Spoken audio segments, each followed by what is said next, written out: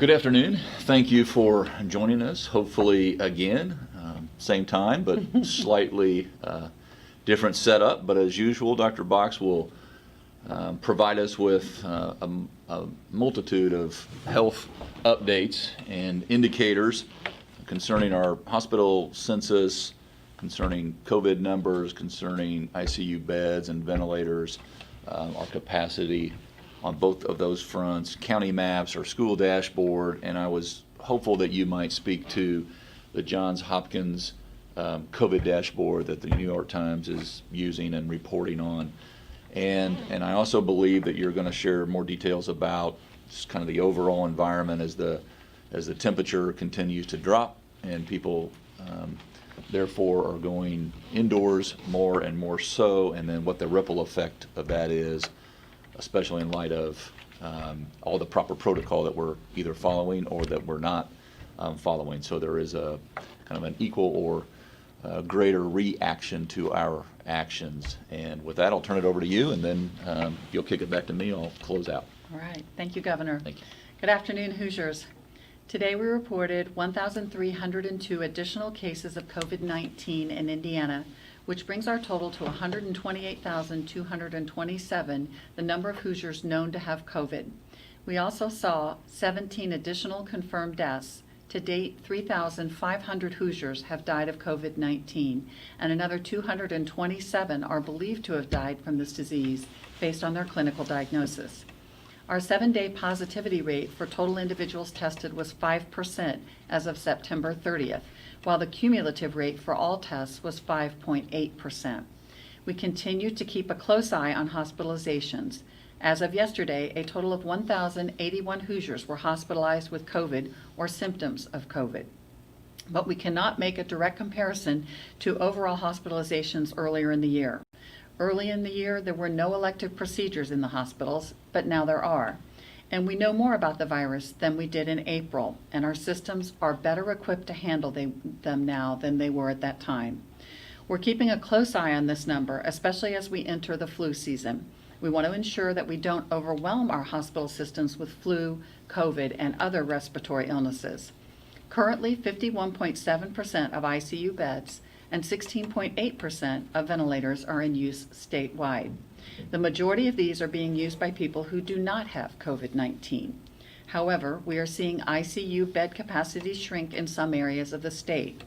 Most of these areas already had smaller number of ICU beds available and are seeing increased need for ICU beds, but not just for COVID illnesses. But this is another data point that we are watching very closely. Our hospitals around the state have worked hard to build capacity. We want to ensure that they preserve that capacity in the coming weeks and months. We also are seeing some shifts in the number of counties in orange in our color-coded map.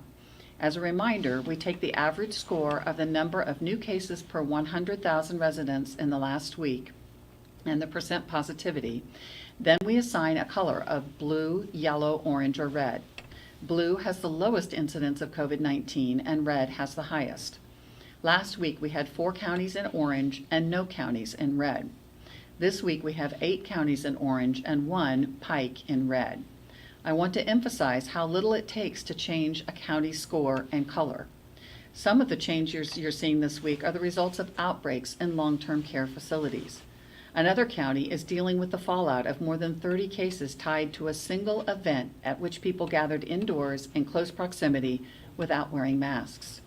In many instances, these are preventable cases, so please help us by doing your part to help us avoid a spike of COVID in your county. Keep in mind that our temperatures outside are going to continue to drop and that we're officially in fall, and that is going to make it harder to hold activities outdoors. As people come inside more and the flu season ramps up, we need Hoosiers to be more vigilant about hand washing, social distancing, and wearing masks. I know you're tired of wearing masks and staying apart. We all have pandemic fatigue. But I keep hearing about the cases that could have been prevented if we had just taken these simple precautions. We are in stage 5, but we still need to wear masks and practice social distancing so that we can stay in stage 5. I cannot emphasize that enough. Remember that even in stage 5, we still require social distancing and wearing masks indoors. COVID-19 isn't going away anytime soon, and it will be months before we have a COVID vaccine that is widely available to the general public. So let's use the tools that we have right now to keep our state open and keep Hoosiers healthy. I also want to provide a quick update on the progress of our school dashboard. As of Monday, we've had almost 400 additional schools enter data into our portal. That brings the total number of schools reporting information to 1,755. Of those, 944 have reported one or more cases. 811 have reported 0 cases. 303 new positive student cases have been reported. 59 new teacher positive cases have been reported, and 79 new staff cases have been reported. When you add in the historical data that we've requested since the start of the school year, that brings our totals to 1,992 positive students, 406 positive teachers, and 447 positive staff. We continue to see the largest percentage of student cases in those areas in the ages between 10 and 19. Our team is working with schools that have had technical issues or who haven't reported yet to ensure that we get them to access the portal and remove any barriers to providing this information. We're also working on finalizing the list of schools that will need to report their data to remove duplications. As I mentioned last week, that likely will change the denominator. We've had several requests for downloadable data or a spreadsheet of school cases. We are working to compile that and hope to have it available soon. But our primary focus right now is ensuring that we are capturing the data in the first place. Finally, I want to provide a quick update about Bionax Now rapid COVID tests being sent out by the federal government. Indiana received an additional shipment of 132,000 of these tests this week, and we're working on providing training on the use of these tests and deploying these tests to facilities where they are needed the most.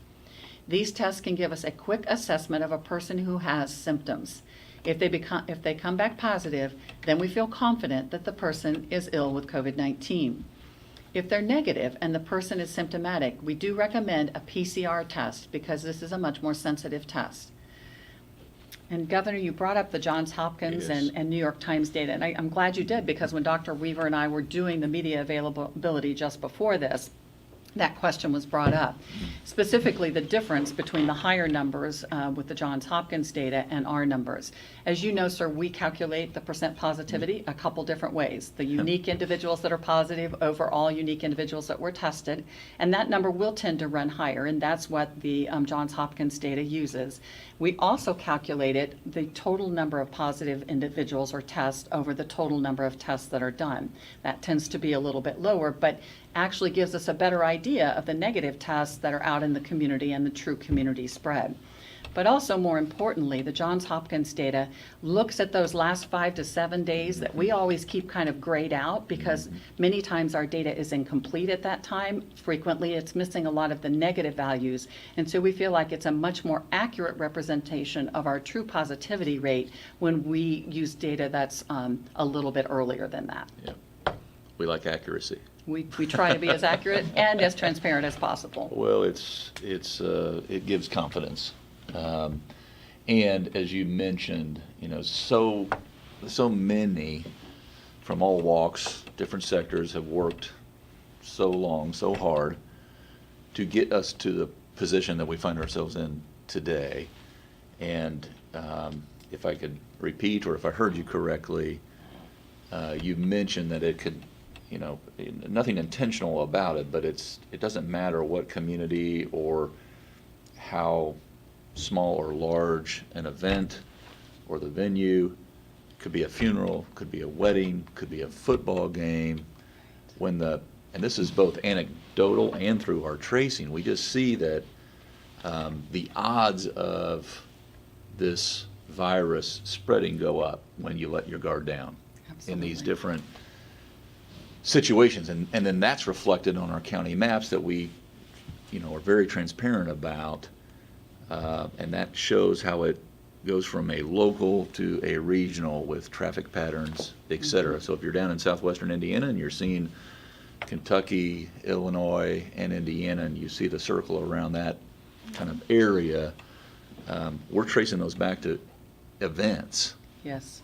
And so it just is incumbent upon every one of us. We all have a impact, whether it's positive or negative, on the spread, and our actions obviously reflect that. And when you compare, I just honed in on southwestern Indiana, but you can go around anywhere in the state, and when you compare the maps over the last 7 days, the county maps, you do see some areas going up, but you also see the opposite. You see some areas going down, receding, or holding their own, or staying, kind of level. And so that's why this targeted approach of us working with counties, with the locals, we all have a role.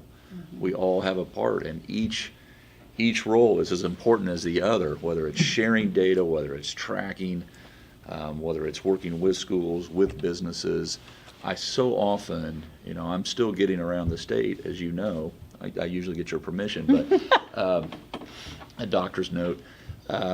But so often I hear from our businesses who share with me that the safest place they think folks are at the place of business, because they have these protocols, proper protocols that are in place, and for us to stay open and keep growing while so many are hurting, while so many, of no fault of their own, their business has been shut down because maybe there's not conventions, or maybe there's not, the airlines aren't up and going at 100% or 50%.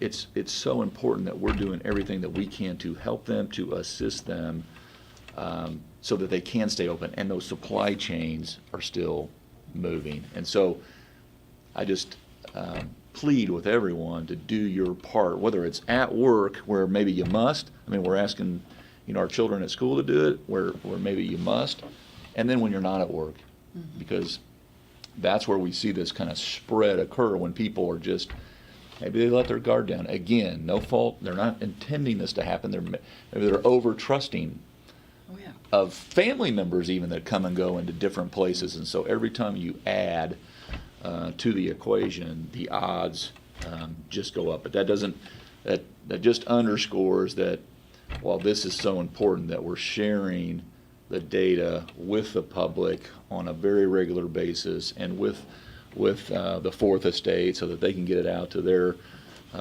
viewers and listeners and subscribers, and that the contact tracing is going full speed ahead, and that we're going to continue to do the testing, about 15,000 a day we're still at. 15 to 20.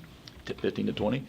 And so that the testing and the tracing, so that we can stay, as you mentioned, in this stage 5, in that posture, and continue to grow our way out of this, so that when that day comes, that there is, it's just a wonderful thing. You mentioned it, and I loved hearing you say it, but we've got 130,000 of these rapid testing kits coming that are going to help some of the most vulnerable, and that's 130,000 of 2 million that are coming from our federal partners. So another step in the right direction, but just totally underscores we're all in this together.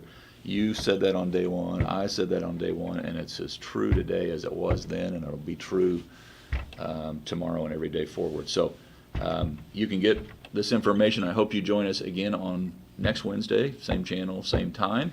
But in the meantime, you can get all the updates on our backontrack.in.gov or coronavirus.in.gov as well, on both of those websites, and they're updated on a regular basis. Thanks so much, and be safe.